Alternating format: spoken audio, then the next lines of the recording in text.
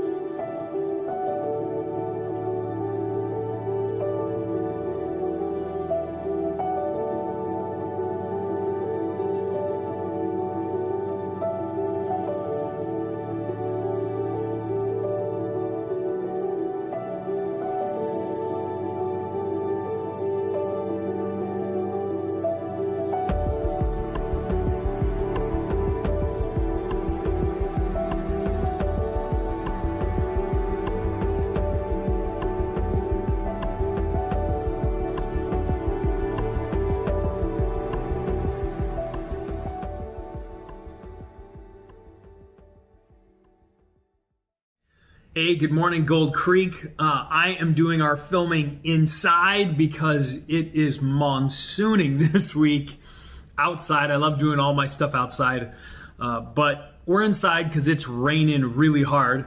If you haven't seen, I got my Christmas tree. I shouldn't say my wife got our Christmas tree up. We got some decorations up. We figured it's well before Thanksgiving, but 2020 has been a very unique year that's brought a lot of unique, hard things. So why not have a little bit of fun with things that we are in control of, especially this week. What a great way to have fun and celebrate with some Christmas things.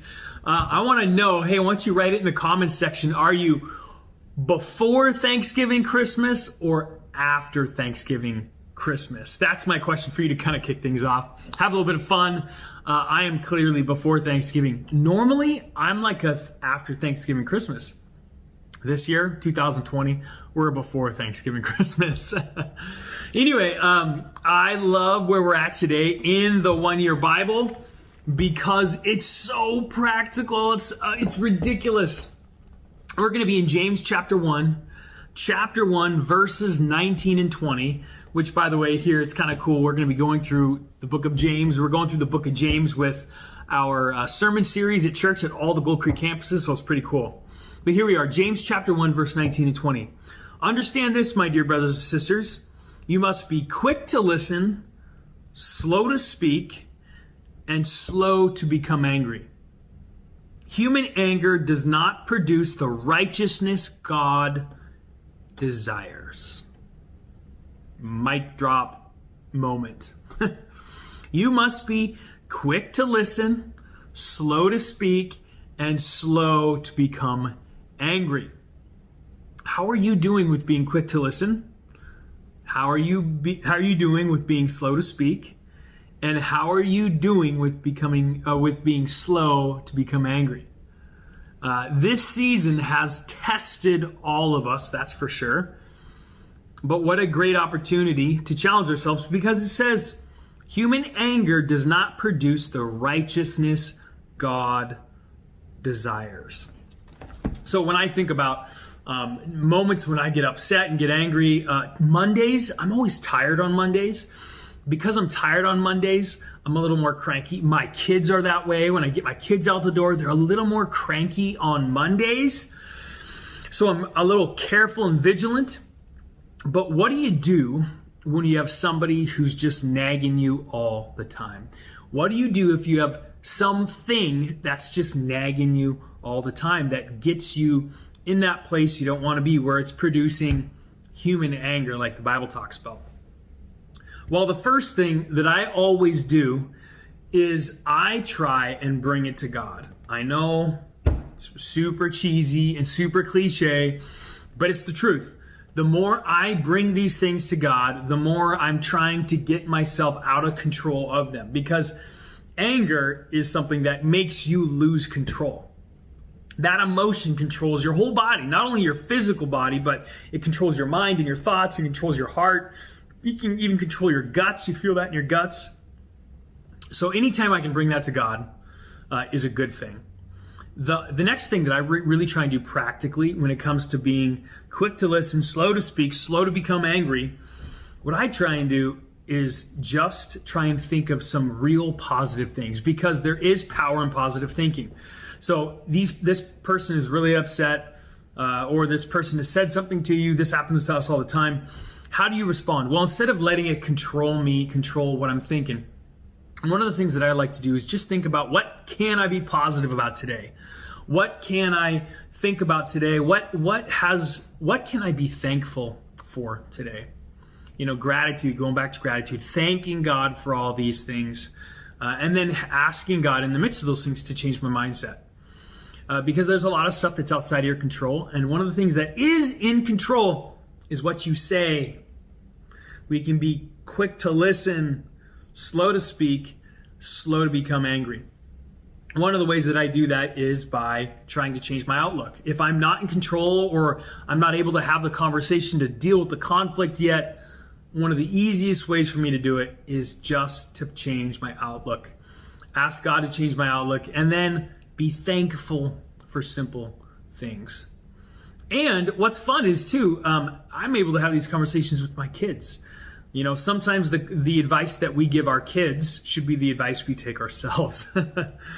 For my kids, I'll talk to them about having good, respectful conversations with people who might say things to them that they don't like. I'm like, oh wait, shouldn't I also take that advice for myself, that I need to have positive, respectful conversations with people who also don't think like me?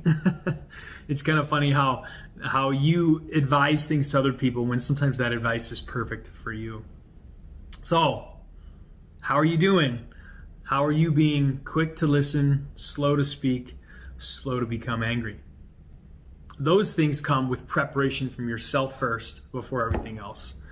And because the reason why I want to do that is not because I want to try and be necessarily a better person, which I do. It's because verse 20 says that human anger does not produce the righteousness God desires.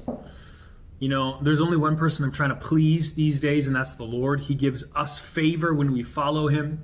So it might feel good in the moment to say something or do something, but it just doesn't help. And it doesn't produce the righteousness God has. I know everybody has an opinion right now with politics and government and shutdowns and all this stuff. We have the opportunity to be positive. We have the opportunity to bite the tongue and to live better. I have the opportunity to call somebody and bless them. I have the opportunity to bring power of positivity just based on how I live my life. It's easy to get focused on the negative. We don't have to get focused on the negative. We get focused on the positive, the simple. And the more we focus ourselves on God and not the problems, it becomes easier to be slow to listen, slow to speak, or quick to listen, slow to speak, and slow to become angry. That is the way to do it. So my encouragement to you, no matter what you're going through, God's got you. No matter what is in your face right now, you have the opportunity to be thankful for something and to bless somebody else. Love you guys.